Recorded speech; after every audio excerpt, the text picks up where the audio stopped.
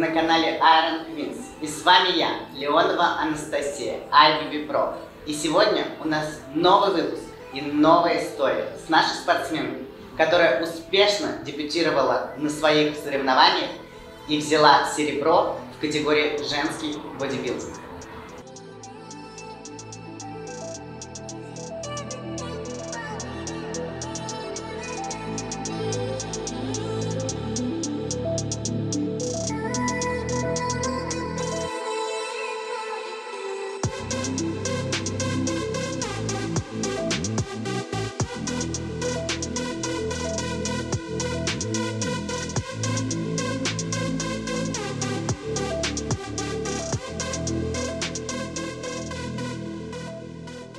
Ну что, Женя, привет!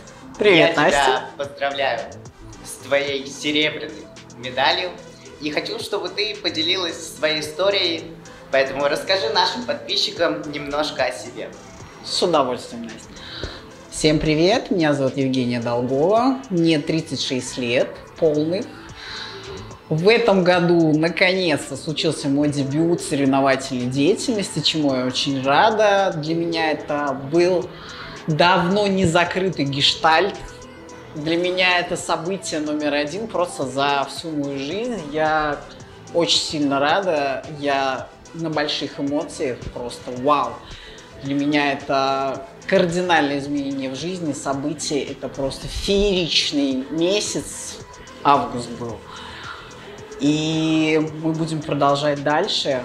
Расскажи нам, как начался твой путь в бодибилдинге? Это был очень интересный путь в моей жизни, потому что все началось с раннего детства. Врачи мне поставили диагноз, так сказать, врожденное заболевание надпочечников. И запретили мне заниматься спортом как таковым. В 19 лет я начала заниматься пауэрлифтингом. Хотела выступать на соревнованиях. Врачи мне сказали, что девочка, какой тебе спорт? Запретили категорически. На что у меня сработал принцип, что а почему нет? А почему нет, если да? И с этого времени, уже на протяжении, получается, 17 лет, я иду вот этим путем тернистым, интересным к своей цели, так сказать, самой большой и высокой. В 19 лет я занялась пауэрлифтингом, после чего отвыступала я 3 года. Потом завершила полностью свою, так сказать, тренировочную деятельность в пауэрлифтинге. На достаточно большой период времени вообще перестала заниматься спортом, набрала лишние килограммы. Периодами занималась, не занималась, делала форму, не делала форму. В общем, плыла по течению, по которому, в принципе, многие люди текут. И в один из дней я увидела, Настя, твою страницу в Инстаграме, увидела твои соревнования, достаточно давно за тобой наблюдаю. Твой про-турнир, где ты как раз взяла про-карту, я видела, вау, офигенная форма, при этом я видела тебя там пару лет назад до этого, и думаю, нифига себе, какая форма. И начала следить за твоим инстаграмом. И получается, в апреле 2020 года я списалась с Хафизом, и мы начали просто дискутировать на тему подготовки спортсменов, атлетов. То есть меня это вообще не касалось, то есть у меня цели как таковой не было тогда готовиться. Но мне это было интересно, потому что у меня есть собственный опыт подготовки, в том числе атлетов в данных номинациях. Для меня это было интересно именно изнутри, каково это быть именно спортсменом, гореть этим, наслаждаться этим и кайфовать. Новые эмоции, которые внесли в твою жизнь новые краски. Абсолютно, да? Абсолютно. И мне было просто интересно, а каково это быть на сцене, стоять. Ты думаешь, блин, страхи, сомнения, эмоции, переживания. Но ты этого не знаешь. И мне вот этот интерес, он мне прям сыграл на руку. И все, и наш путь пошел вверх. То есть постепенно, по-моему, это было с 17 мая 2020 года, мы уже с Хафизом приступили к плодотворной работе и начали уже идти в нашем направлении. Твой путь называется «От пышки к про-бодибилдингу». Да. Почему? Почему вот именно этот девиз? Почему именно так ты назвала свой путь? Я по природе достаточно полный человек. Ну, то есть, если вот взять меня в обычной жизни, когда я не тренируюсь, не придерживаюсь питания, я все время заедала какие-то стрессы, переживания, заедала эмоции, которых мне не хватало. То есть, я бы это даже назвала компульсивное переедание. То есть еда была источником твоих эмоций. И вдохновение, да, на следующий день. И ты решила поменять тактику, и теперь тренировки вызывают у тебя положительные эмоции. Именно так. Потому что если ты хочешь что-то поменять в своей жизни, ты начинаешь менять себя в голове. Я начала себя менять как на физическом уровне, так и на эмоциональном и на духовном уровне. Потому что без внутренних изменений физически ты не сможешь достигнуть определенных высот. И для меня это очень драгоценный опыт, который накапливается, и я развиваюсь дальше в этом направлении. Для меня это очень ценно и очень важно. Какой был твой вес, когда ты пришла в команду Iron Queens? Изначально, когда я только начала переписываться с Хафизом, это где-то было 84-83 килограмма. Когда мы приступили к работе, я такая думаю, надо схуднуть к началу, чтобы не сильно такой пухленький-то быть. И где-то было так 79,5, по-моему, под 80 килограмм. Я такая думаю, не буду есть на ночь плюшки, к примеру. Начну с этого. Так, кстати, многие делают. Вот, и мы пошли дальше. А, кстати, Настя, о соревнованиях. Касаемо моего веса, именно в день соревнований он составлял ориентировочно 64 килограмма. То есть, по факту, я скинула с момента знакомства с тренером, порядка 18 килограмм, я думаю, с учетом еще отдыха. Я думаю, это еще больше, потому что мы еще отдыхали, у меня был период реабилитации после операции, поэтому здесь плюс-минус. И соотношение мышечной массы и жира, соответственно, у тебя поменялось кардинально. Наверное, с 40%, не знаю сколько сейчас, на 15, я так думаю, ориентировалась. Ради интереса ты можешь сдать биоимпедансный анализ, кстати, и посмотреть. Да, это, кстати, отличная идея. Спасибо, Настя, за рекомендацию. Нужно будет воспользоваться. И вот мы пришли к теме твоего дебютного старта. Не так давно у тебя состоялся твой первый выход на сцену в самой мощной категории женский бодибилдинг. Расскажи свои эмоции, что ты чувствовала, когда ты выходила?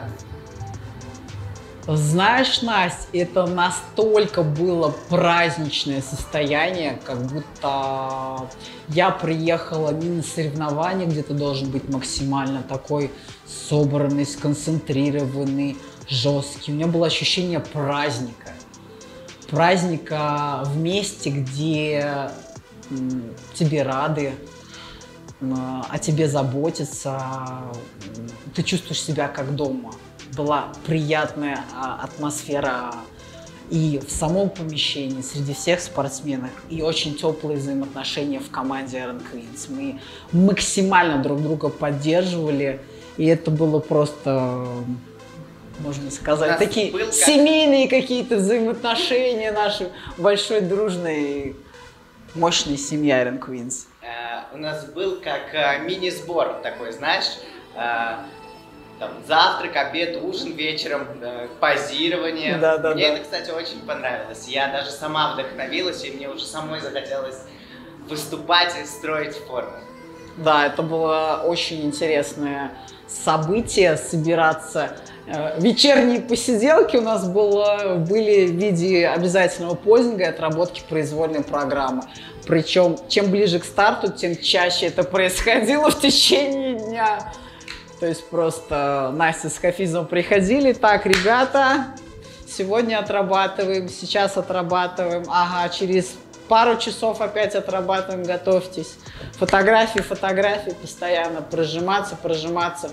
И это был режим нон-стоп. И это было настолько классно именно до подготовки. В день соревнований волнения у меня лично никакого не было. У меня был просто максимальный кардинальный подъем энергии, сил.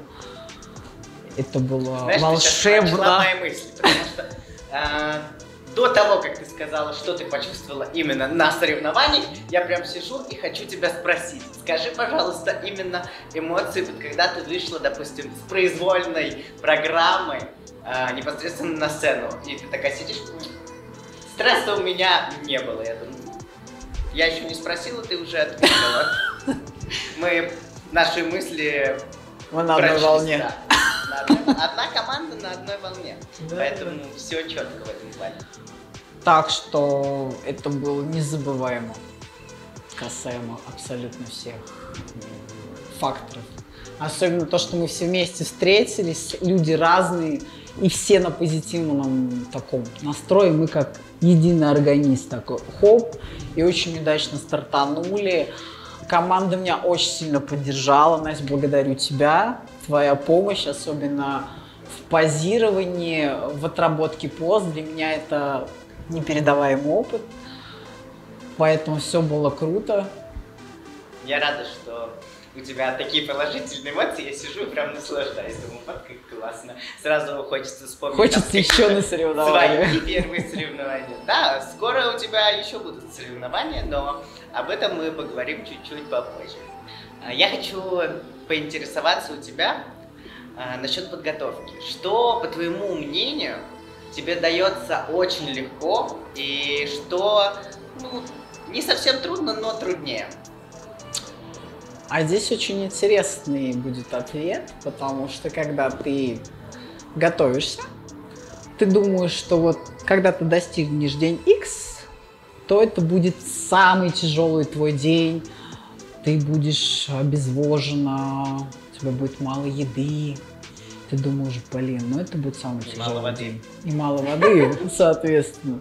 И это будет самый тяжелый день, и вот сейчас тебе легче всего. А когда ты приходишь к этому дню, день соревнований, ты понимаешь, что именно вся подготовка – это одна большая такая тяжелая работа, работа физическая и работа эмоциональная, потому что есть и работа, и тренировки, и кардио, и готовка, а еще ты женщина и хозяйка, которой нужно держать свой быт и очаг, скажем так, в тепле. Соответственно, все эти роли совмещать – это интересное событие, но все возможно. Сказать, что это было сложно, я не могу. Это хороший жизненный опыт, это сложности. Да, ты привыкаешь, учишься выкручиваться во всех ситуациях, находить время и для кардио, и для тренировок, и для клиентов. И это самый интересный момент, когда ты учишься этому. И когда ты достигаешь цели, ты понимаешь, блин, да это легко вообще было. Легко было держать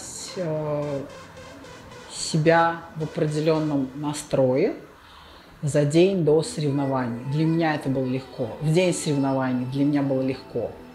Я думала, это будет кардинально другой момент, что это будет тяжело, это будет невыносимо, это будут какие-то испытания, да? А по факту для меня это был самый легкий день. Волнение, кстати, Настя, касаемо волнения. Волнение было перед выходом, но оно было именно в эмоциональном подъеме. Оно мне вот так выражалось. То есть мне максимально перло. Мне хотелось танцевать за сценой, когда я видела произволку других девчонок. Это было великолепно. Я прям потанцевала. Когда вышел ты на сцену, очень видно сразу, когда человек наслаждается тем, что он делает. Он наслаждается и атмосферой, и своим внутренним состоянием. И эта энергия зрителю, она всегда видна. Поэтому, когда девочка выходит безэмоционально на сцену, это всегда заметно. Нужно делать такое состояние внутри. Вот знаете, когда ты выходишь, у тебя есть пара минут показать все то, что ты просто шел к этому пути и работала там над собой, я не знаю, годами. Поэтому задумайтесь об этом моменте. А я хочу у тебя спросить вопрос про тренировки. Вот на момент подготовки, сколько в неделю у тебя силовых тренировок и сколько кардио? Я и сейчас тоже тренируюсь по принципу 2 тренировочных дня, 1 день отдыха. По кардио мы варьировали. Именно на подготовке у меня было 2 кардио в день, 6 дней в неделю. Соответственно, 12 кардио в неделю. Для меня это было оптимально, потому что у меня было и больше кардио, поэтому можно сказать, что это был отдых по сравнению с прошлым годом. Скажи, пожалуйста, вот обычно кто-то слушает музыку на кардио, кто-то там играет в игры. Чем ты занимаешься? Я прям помню, записывала даже ролик, что на кардио в зале я визуализировала себя на сцене. Для меня это был какой-то определенный момент, что я поймала себя, я хочу себя визуализировать эмоционально на сцене. И я ловила именно вот это состояние. К этому процессу, представляла все, как ты выйдешь, как все покажешь. Да, именно в эмоциональном плане. Не именно подача, а именно мое внутреннее состояние. Насколько я буду ловить определенную эйфорию. В принципе, так и получилось, Настя. Я только потом осознала, уже через 2 дня, когда ехала домой, именно само выступление прошло именно так, как я его и представляла у себя в голове. Именно на тех эмоциях. Настроишь, да? Так и будет. Да. Я считаю, что это действительно так. И это очень задашь, классно. так все и будет. И, кстати, был курьезный такой случай на соревнованиях. Помимо эмоционального настроя, нужно еще быть готовым ко всем неожиданностям, которые могут произойти. В моем случае это произвольная программа на 1,5 минуты вместо 1. Как ты думаешь, что мне пришлось сделать? Импровизировать. Импровизировать. Была чистая импровизация, наверное, секунд 35 точно. Это было неожиданно. Я решила не останавливаться. Думаю, раз меня прет эмоционально, значит, нужно идти дальше. Раз мне дается такая возможность, нужно ее брать в узда и идти до конца. Для меня это был просто фееричный, непередаваемый опыт. Это было очень круто. Зато твой дебютный старт тебе запомнится очень надолго и многими моментами. Это я с тобой полностью согласна. Это было просто для меня феерично. Мне пришлось настолько проявить свою гибкость ума, что я могу с легкостью сказать, и вспомнить все видео, которые ты пересмотрела по позированию, да? Точно, точно. По ходу действий, не задумываясь ни о чем, просто делая. Делая, кайфуя и эмоционально заряжаясь от того, что ты делаешь именно в процессе. И это было очень видно, что ты кайфуешь. Да. Я прям, знаешь, смотрела и наслаждалась. Классно. А я-то как кайфанула. Для меня это был просто какой-то день праздника. Это даже было круче, чем день рождения. У меня день рождения был 9 августа, соревнования 20-го. И я считаю, что это был самый офигенный подарок за все мои 36 лет жизни, который я могла получить от Вселенной, от себя самой. Это просто феерично. Я знаю, что есть еще одна очень интересная история, связанная с твоим купальником. И я хочу, чтобы ты ею поделился. Это был кардинальный такой момент. За 2 недели до старта я понимаю, что мой купальник, который у меня был уже, не подходит по правилам новым IFBB. И я понимаю, что мне его нужно переделывать и шить новый. Мне 2 недели. За 2 недели вариантов у меня было 1, если быть честным. В нашей команде есть чудо-человек. Анечка, тебе большой привет. Наша пчела, которая просто как волшебная фея спасла меня. И буквально в ночь перед соревнованием мы полностью доделали купальник, шили его полностью под мои лекалы, уже на мне. У нас было 4 дня до соревнований, чтобы его четко подогнать, выбрать цвет, стразы, все необходимое докупить, приклеить, дошить. И получился изумительный купальник. Благодарю, Анют, тебя большое за Мне твой очень вклад. нравилось, когда, знаешь, мы заходим, чтобы вы позировали, мы посмотрели форму, и Аня сидит со стразами.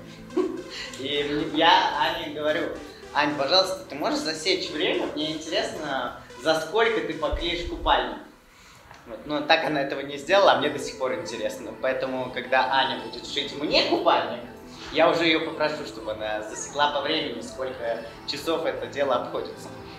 Ну, чашечка за вечер, по-моему, или за 1,5 вечера она обклеила. режиме.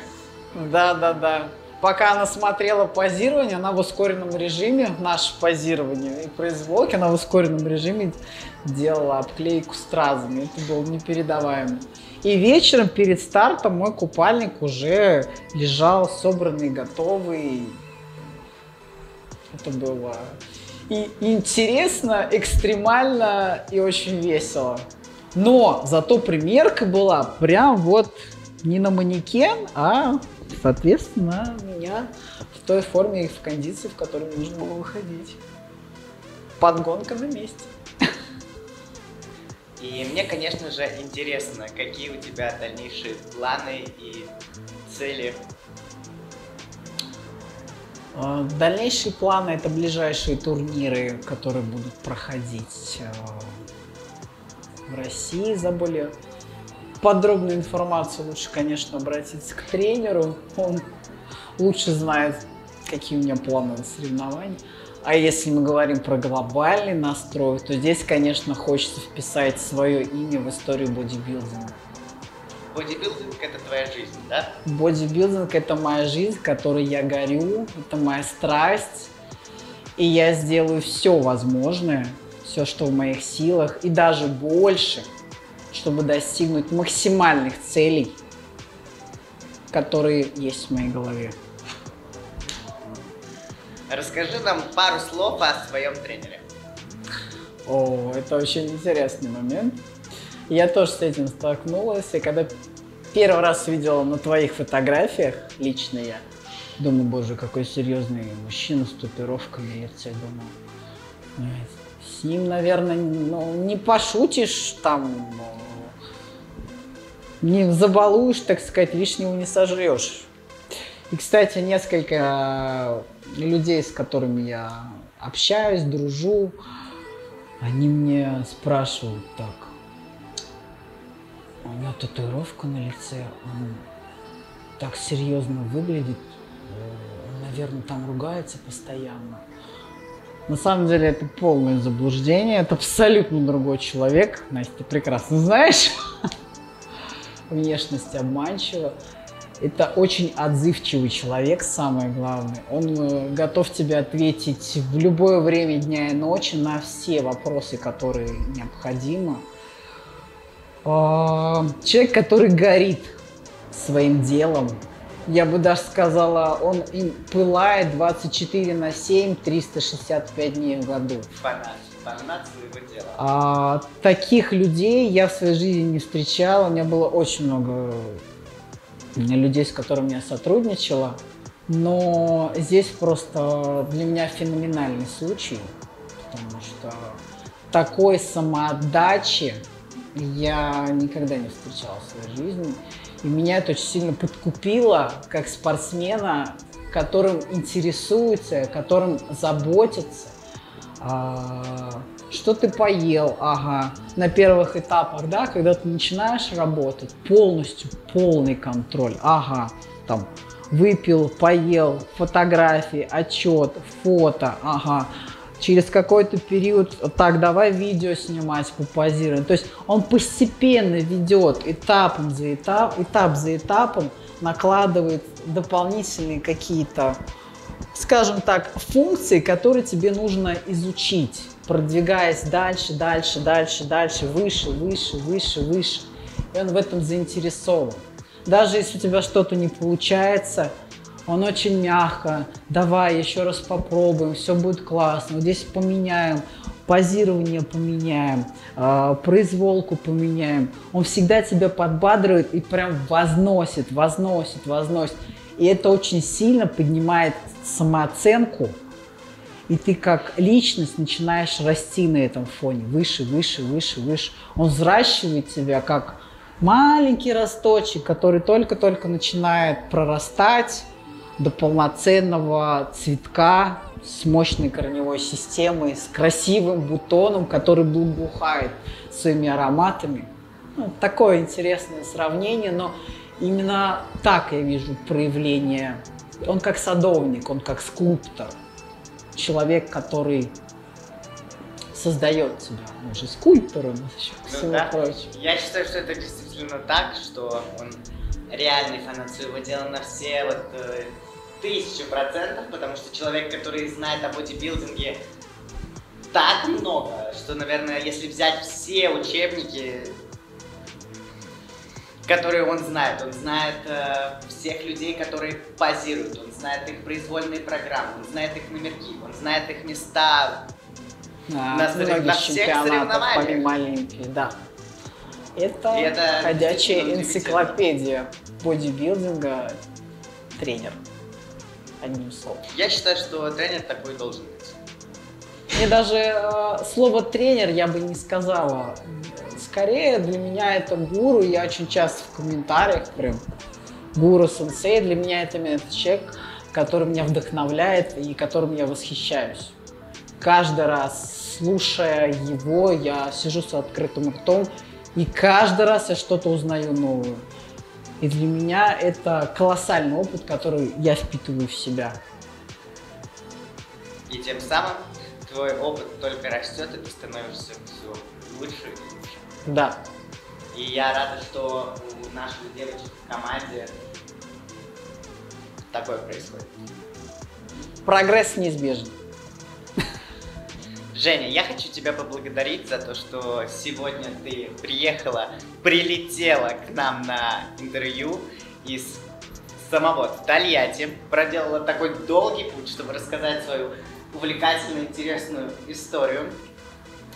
Поэтому я безумно благодарна тебе за это и хочу, конечно же, пожелать тебе больших успехов, чтобы ты всегда шла той дорогой, которую ты идешь. Пусть эта страсть горит в тебе столько, сколько может. Вот. И также для всех девушек я хочу сказать, что команда Iron Queens набирает набор девушек во все женские категории. Вы можете написать нам в Инстаграм, вы можете обратиться лично ко мне в Инстаграм Хафизу. Все ссылки будут прикреплены. Мы вас ждем, потому что Iron Queens — это не просто группа. Это статус по жизни.